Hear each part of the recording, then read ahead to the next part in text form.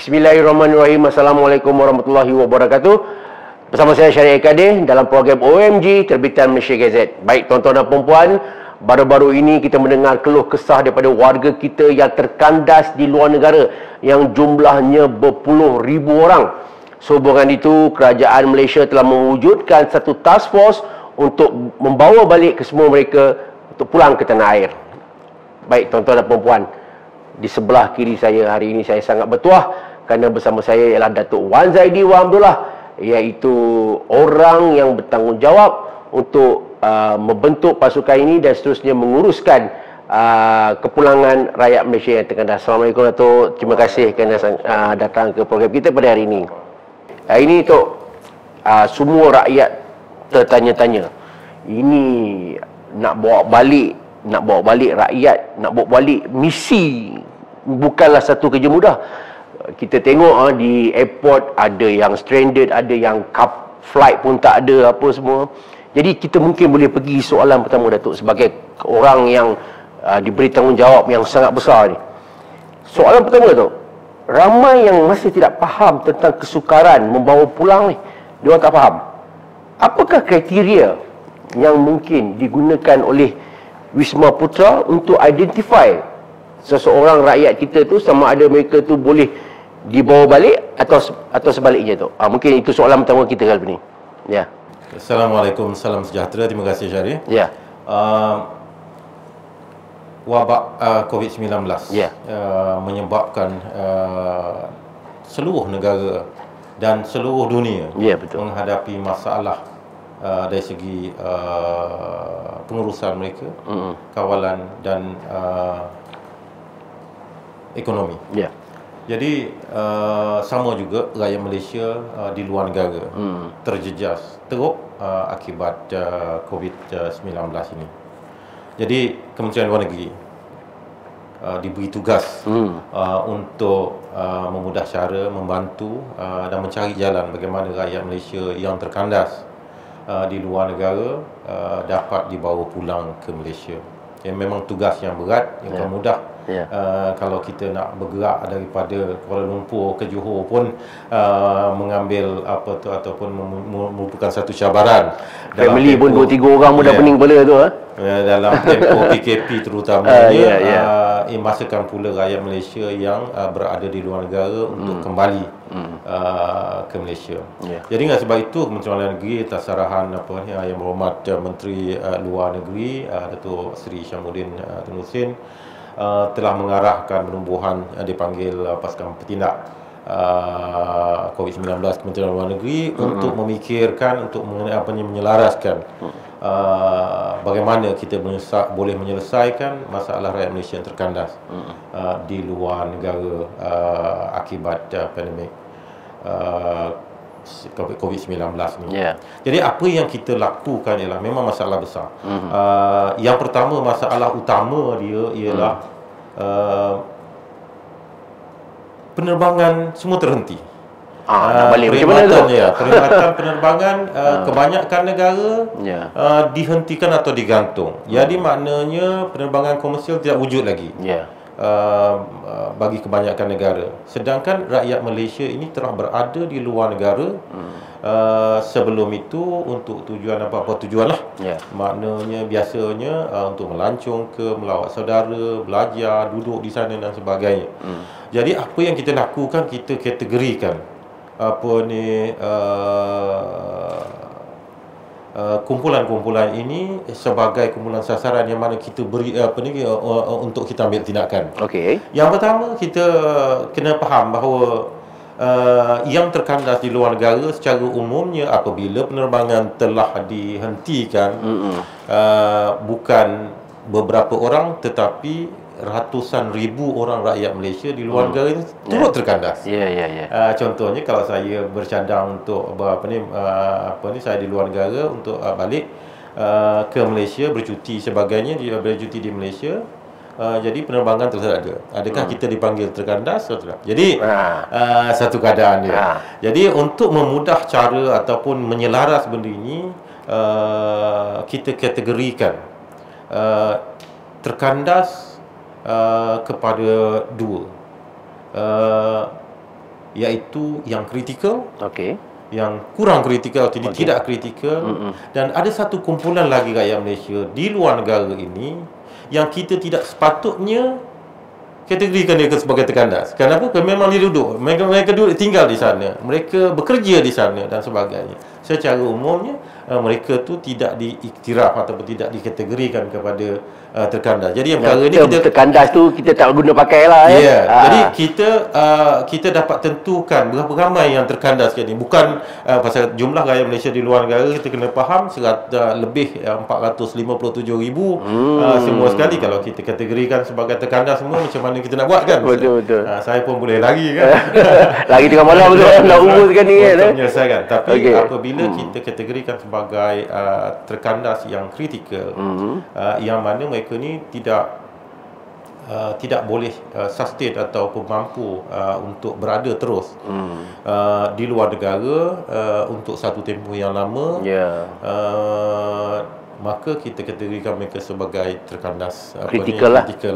Kita tekankan yang 8,000 lebih orang ni kerana mereka ini memang secara umumnya berada di luar negara untuk jangka pendek. Dan jangka pendek pun setakat kemampuan mereka. Jadi apabila telah ditentukan lebih kurang dalam ketika itu kita tentukan lebih kurang separuh daripada jumlah jumlah itu dalam 4,000 lebih ialah kritikal. Maknanya mereka ni memang short term travelers ataupun pelancong ataupun pelawat jangka pendek. Yang ini mereka ni tersangkut sama ada kat airport ke dalam negara tersebut tak boleh keluar, tak ada penerbangan, tiket dah ada tapi tak boleh nak naik kapal terbang untuk pulang ke Malaysia. Jadi kita bantu ataupun strategi bangunkan strategi macam mana untuk bantu. Tapi kajian memberikan keutamaan yang disebutkan untuk pada peringkat awal ialah bagi rakyat Malaysia untuk membantu mereka. Kadang mereka ada tiket kapal terbang dan sebagainya. Jadi mungkin membantu untuk makan minum untuk satu tempoh atau penginapan yang lebih murah. Kalau sebelum ni dia duduk 7 hari di hotel sebagai contohnya, bila sangkut dah tak mampu lah.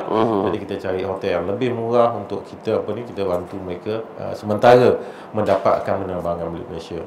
Jadi untuk penerbangan peringkat awal ni kita minta sumbangan-sumbangan daripada badan-badan korporat, pertubuhan, dan alhamdulillah kita menerima respon yang baik. Badan-badan korporat ini telah membantu sehingga kita dapat menyediakan hampir lebih 15 penerbangan di bawah tajaan korporat saja untuk membawa rakyat Malaysia di seluruh dunia di seluruh dunia. Termasuklah di India di India 12 penerbangan, Bangladesh, Nepal, Cambodia dan sebagainya lah. Jadi membantu mereka. So yang keduanya ialah mendapatkan bantuan, bukan bantuan atau kerjasama lah daripada negara-negara lain, iaitu negara-negara yang mungkin menjalankan repatriasi. Contohnya negara Brunei, negara Singapura, negara Arab Saudi dan sebagainya. Apabila mereka melakukan repatriasi rakyat mereka ke Malaysia, daripada Malaysia untuk bawa balik, kita menggunakan kemudahan yang sama tu. Kalau penerbangan tu datang daripada negara asal kan. Jadi mana katalah daripada Arab Saudi, kita akan kita minta bahawa dibenarkan rakyat Malaysia tu dibawa balik ke Malaysia sebelum mereka mengambil rakyat mereka di sana lah.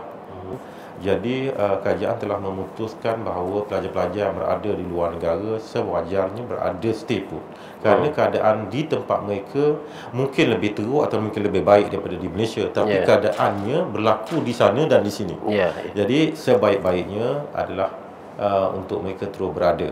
di sana. Tapi kerajaan kata sekiranya mereka ada kemampuan untuk pulang bawah tanggungan sendiri, silalah. Macam rakyat Malaysia yang lain juga. Kalau mereka mau pulang dengan tanggungan sendiri, kerajaan boleh bantu mendapatkan atau memudah cara mendapatkan kebenaran mendarat daripada negara-negara tertentu. Contohnya, ramai pelajar, kita tahu ramai pelajar pulang daripada Indonesia dan juga Mesir, India dan sebagainya.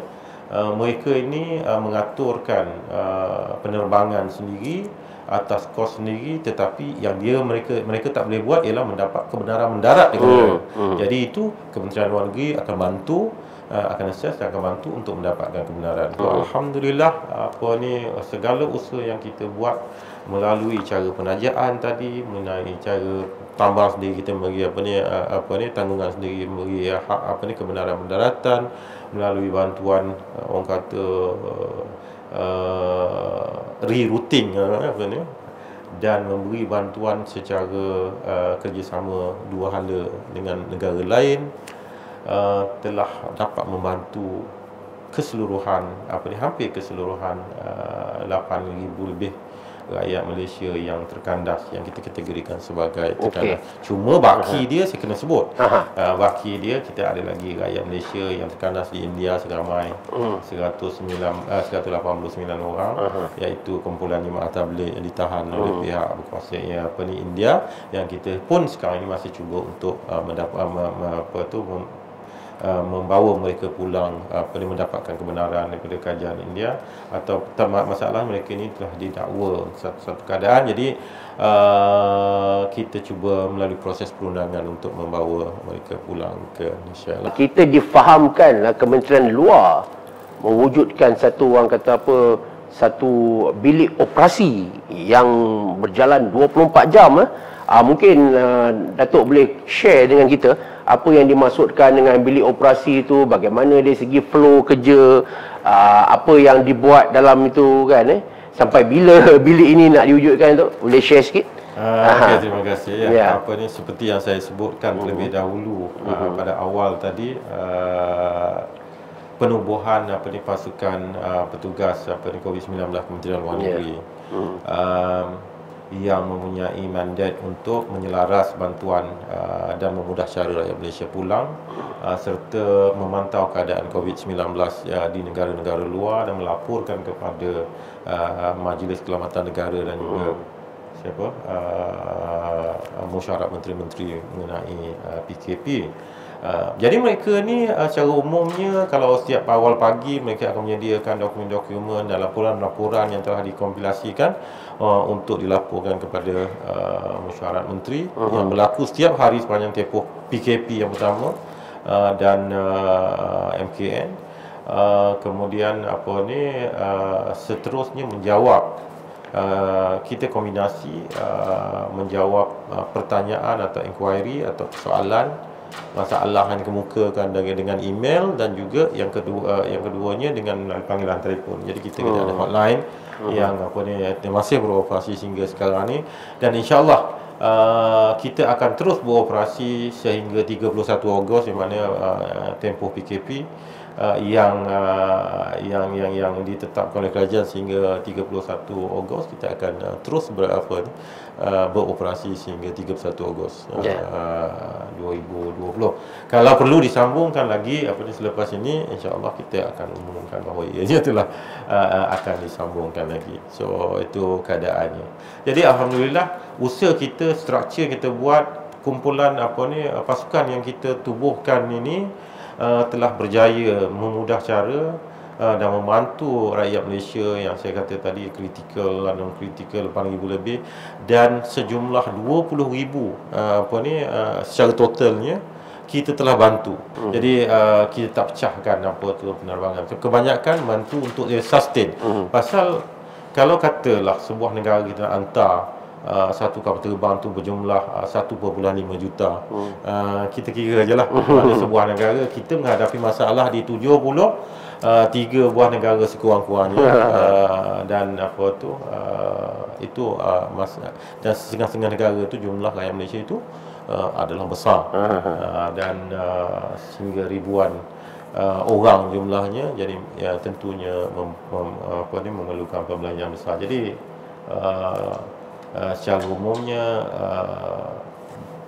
cara-cara ataupun beberapa strategi yang kita gunakan untuk membantu mereka pulang itu dapat dilaksanakan dengan baik dan mendapat kerjasama kerajaan yang berkaitan, itu menyebabkan kita punya kejayaan. Dan kejayaan inilah apa tu yang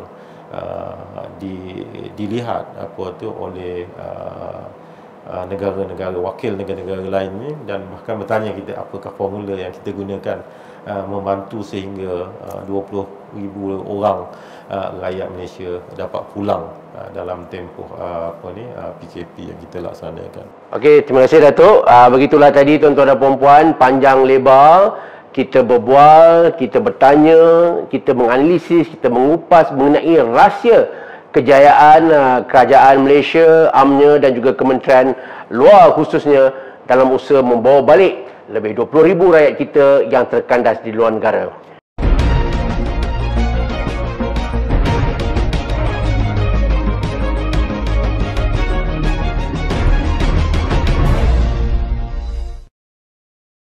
Baik, bersama kita adalah seorang pegawai tinggi kerajaan atau lebih tepat lagi Duta Malaysia ke Iran, iaitu Datuk Rustam Yahya. Apa khabar Datuk? Baik, baik. Terima kasih kerana sudi bersama Terima kita. kasih. Ya. Baik tuan-tuan dan puan-puan, mungkin ada orang bertanya kenapa Iran? Baik. Ada satu keistimewaan dalam usaha Kementerian Luar khususnya untuk membawa balik rakyat Malaysia yang stranded ataupun terkandas di luar negara. Iran merupakan satu-satunya negara di mana kita mengeluarkan hampir 100%, hampir keseluruhan rakyat kita bawa balik, termasuk dengan di pejabat kedutaan kita sendiri. Kalau di negara-negara lain kita hanya fokus pada mereka yang dalam kategori kritikal, yang terkandar kerana bercuti dan sebagainya, tetapi di Iran kita membawa balik semua. Dan kita nak dengar kenapa Iran dia unik sikit dalam soal itu. Baik Datuk, mungkin soalan pertama Datuk. Berapa lama Datuk di Iran tu? Lebih 3 tahun dah. Lebih 3 tahun. Bagaimana Datuk melihat Iran khususnya dalam hubungan dua hala? Sebelum kita pergi lebih lanjut lah, kita dapat gambaran sikit Datuk.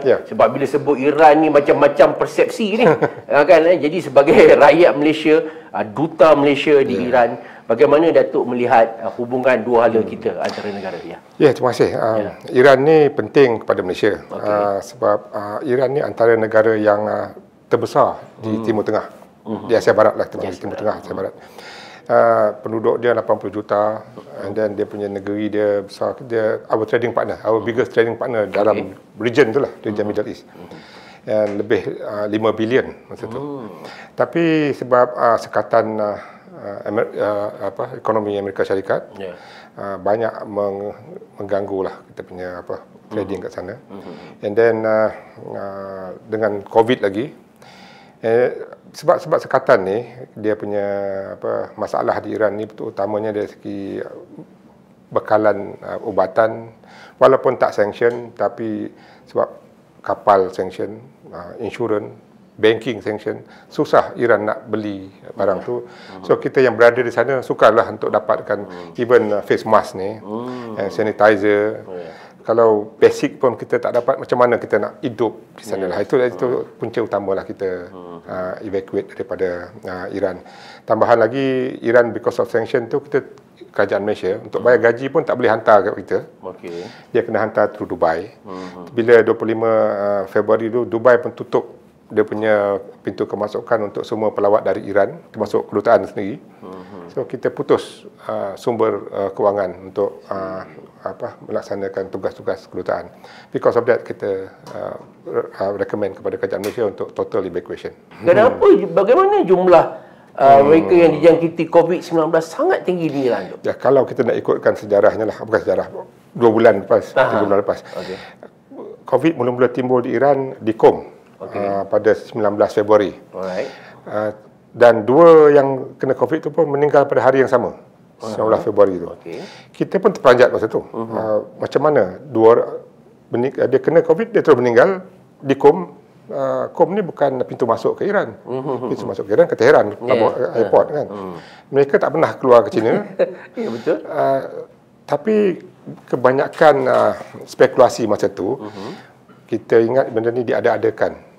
Sebab election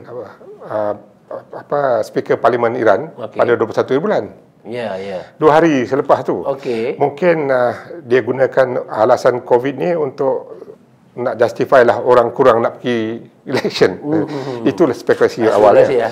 Tapi pada ujung Februari dan awal Mac, jumlah yang dijangkiti itu merebak naik, termasuk ke Iran. Pada 3 bulan tu sampai ke 2,000 lebih, 5 bulan dah naik 3,000, 5,000 lebih. So masa tu kita mula panik lah. And then kita cuba nak beli bahan-bahan ubatan ni, macam sanitizer, mask kan. Susah nak dapat. And then UAE pula tutup pintu masuk untuk kita ambil duit. Mula masa tu lah kita yang terdesak lah. Tak ada choice, kita kena sampai Menteri Kesihatan dia pun tak silap dia pun kena COVID. Ya. Timbalan Menteri tu meninggal. Itulah yang dalam TV tu kan. MP pun meninggal. Tengah bagi press conference So nampak serius lah. Ini sebab bukalan ubatan kesihatan rakyat Malaysia dan tak kita punya akses ke duit tu, itu punca kita cadangkan ke Malaysia untuk evacuation. Dan bila Kementerian Luar dan pengurusan MKN setuju untuk evacuation, kita timbul masalah logistik pula lah. Nak kumpulkan semua rakyat Malaysia tu. Rakyat Malaysia walaupun student dia bersepah. Di Tehran ada 6, di KOM ada 20 lebih 26 orang, di Mashhad, di Isfahan, di Riyadh, 900 km daripada Tehran. Yang ramai di KOM kita sediakan bas.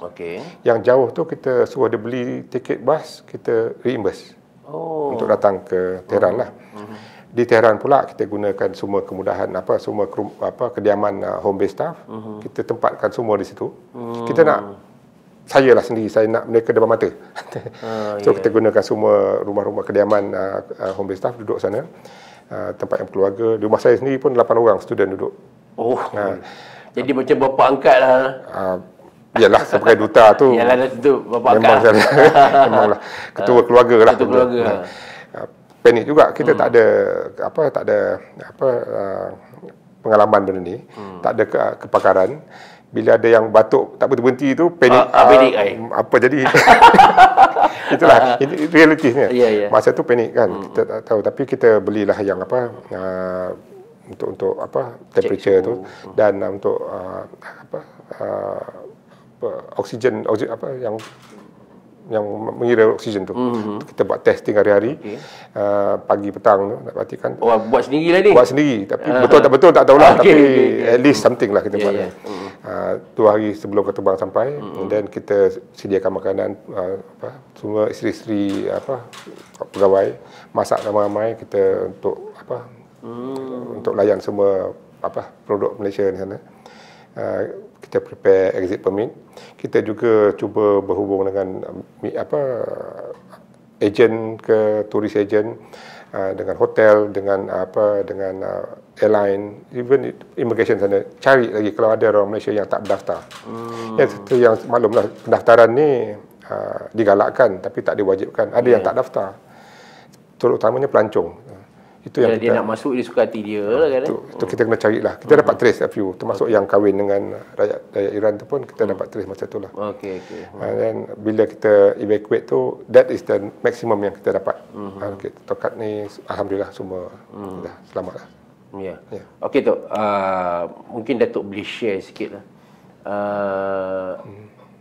Bila terjadinya orang kata sampai tutup lah pejabat kita di Iran tu, bagaimana agaknya masa depan student-student kita ni yang mungkin tengah belajar sangkut, ataupun ada tak kemungkinan ruang dan peluang untuk mereka kembali ke Iran, ataupun bila kita dah mula keluar ni hubungan istilah dia dah tak sama dah. Ataupun selalunya, satu lagi soalan Datuk, selalunya kalau kata kedutaan tutup keluar daripada sebuah negara ni macam sensitif bunyi dia kan. Ada negara macam ni pelik ni sampai nak keluar ni kan. Mungkin Datuk boleh explain sikit dalam bahasa mudah pada kita public kat luar ni, kita tak faham sikit Kalau dihalau tu sensitif lah. Tapi sebab kita balik ni macam cuti. Tak ada isu. Tak ada isu. Dengan kebenaran. Dengan persetujuan pun dia bagi kerajaan Iran bagi kelulusan untuk kita evacuate. Walaupun evacuate ni fizikal aja. Pekerjaan masih berjalan. Kita buat online lah, secara online. Walaupun kedutaan tutup, tapi pegawai Malaysia je tak ada. Pegawai lokal ada di situ. Lokal masih ada. Kita masih lagi kita hanya tutup bahagian khidmat pelanggan. Itu kita tutup untuk visa ke untuk apa sijil. Tapi untuk inquiries, communication masih berjalan. Dan local staff kita akan terima semua communication tu. Lepas kita boleh balas balik online aja. Anyway, sekarang telefon boleh tak perlu ada di sana. Tapi bagaimanapun kita masih perlu ke sana semula sebab pertamanya kita punya perdagangan ni lah. Kita sebagai negara pedagang kita perlu close dengan kita punya klien. Masalah klien kita kena cepat atasi lah. Nothing compared to be on the ground lah. Kita palm oil kita sekarang sebab sanction sebab COVID ni je jatuh 30%. Dia punya jumlah dia. Itu besar jumlah tu. Kita kena cuba pulang sana segera to address benda ni. Kalau kita tak boleh naikkan pun, at least kita boleh maintain punya level ekspor tu. Memang sewajarnya lah kita buat gitu. And then dari segi pelajar ni pula, universiti sekarang tutup. Saya difahamkan mungkin mula Julai, Ogos mereka akan buka semula. Kita tengok juga keadaan sana. Mereka pun takut juga pasal COVID ni. And then semua universiti tutup. Bila dibuka nanti, of course kita akan arrange semua untuk pelajar pulang ke Iran. Dan pelajar Iran pula tak ada halangan untuk kita datang bila-bila masa pun. Macam turis for example, tak ada visa pun nak pergi sana. Tapi untuk pelajar kita ada masing-masing ada resident permit di sana. Tak ada masalah lah untuk ke Iran. Okey. Datuk, mungkin soalan terakhir lah. Kepada keluarga rakyat kita, walaupun tak ramai ataupun keluarga student ke, mungkin ada pesanan kepada keluarga kita punya adik-adik kita ni. Mungkin dia orang tanya ni macam mana ni cerita ni, kedutaan tutup ni, kau ni nak belajar macam mana jangan tu macam mungkin ada nasihat kepada keluarga yang sedang menonton. Tak ada. Pada saya lah, Iran ni antara negara yang selamat. Kena ingat Iran antara yang selamat. Malah boleh katakan lebih selamat dari Malaysia. Okey. Apa-apa yang cerita dalam media tu, especially media barat tu, lupakanlah. Propaganda lah. Tak percaya pergi tengok. Senang. Seeing is believing kata. Saya di sana dah 3 tahun lebih. It's a very safe country, very friendly people orang dia. Negara selamat, makanan senang, semuanya halal. Yalah, penyakit ni tak boleh duga. Dia tiba kat mana negeri pun jadi. Negara barat lagi teruk, lagi serius pun. So, kedutaan ada kat sana, kita pun always lah close contact dengan student tu. Malah semua student tu, semua acara kat Tehran kita jemput datang. Walaupun jauh tu, kita sediakan bas ke Tambang ke untuk mereka datang. Macam Hari Merdeka ke, hari yang Pertuan Agong ke. Bonding sangat kuat kuat. Untuk raya. Kami sama-sama ramai-ramai masak kan. Sebab tak ramai. 50 orang tu kita boleh jemput semua. So we are very close contact dengan semua student tu. Dan education ni kita belajar kat mana-mana pun. Dekat Iran pun ada kelebihannya, ada kekurangannya. Dekat Yemen pun kita ada student. Sekarang ni pun masa perang ni. So tak ada masalah lah untuk semua student pulang ke sana. Dan kalau ada masalah pun dia kenal saya semua. Student tu pun boleh datang bila-bila aja datang. Jadi maksudnya dalam erti kata kalaulah dibuka balik, maknanya keluarga tak perlu risau lah. Tak perlu risau. Tapi ialah social penjarakan sosial ni the new tu kena new norm ni kena ikutlah. Kat mana pun, kat Malaysia kita ikut, kat Iran pun kena ikut. Betul. Baik, terima kasih Datuk Rustam Yahya, iaitu duta kita di Iran Baik, tuan-tuan dan puan-puan, begitulah tadi panjang lebar kita berbual, kita bertanyakan tentang isu tentang keadaan situasi di Iran kerana Datuk merupakan duta di sana, dan jelas kenapa kita menutup kedutaan di sana adalah kerana faktor logistik dan sebagainya. Tapi insya-Allah selepas ini kalau segalanya sudah kembali normal, insya-Allah Datuk akan kembali dan rakyat kita, student kita yang belajar kat sana pun boleh meneruskan kehidupan biasa. Tetapi dengan orang kata new norm ni lah, new norm ni. Baik tuan-tuan dan puan-puan, sehingga kita bertemu lagi dalam program OMG di masa akan datang. Sekian, wabillahi taufiq wa hidayah. Wassalamualaikum warahmatullahi wabarakatuh.